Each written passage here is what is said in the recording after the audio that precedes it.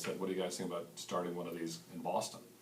He said, what's that? What's that microbrewery? Well, we had traveled independently to Europe together after college and drank a lot of the wonderful local regional beers over there. And for those old like me who remember what the beer scene was like in the 70s and 80s in the U.S., it was all different names of the same type of light lager. That was all you got, coast to coast. And so when you went to Europe and you thought, oh my goodness, these browns and reds and all these cloudy beers and this and that, it was like so excited. And really, so when Rich said that, I'm like, my gosh, because we had come back saying, why can't we have that in the United States? Why is there such uniformity?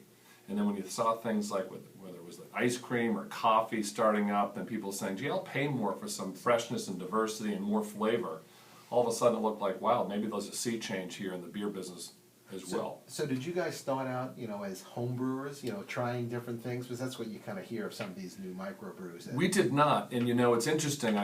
Your question is spot on, because most people, I think, who got into our business were home brewers. And when we started the company back in '86, and I remember our first tours at the brewery when people would show up, a significant percentage of the visitors were home brewers, and I wasn't even aware that you could do that.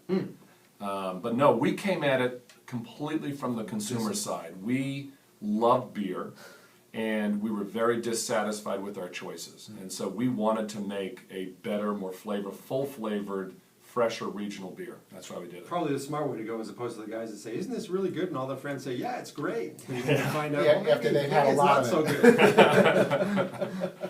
So you guys developed the company in '86, and to our listeners out there today, almost 20 years later, or actually almost 30 years later, is that long? Sorry to date you, but obviously seems like an overnight sensation. But I suspect in the early going, not quite that way.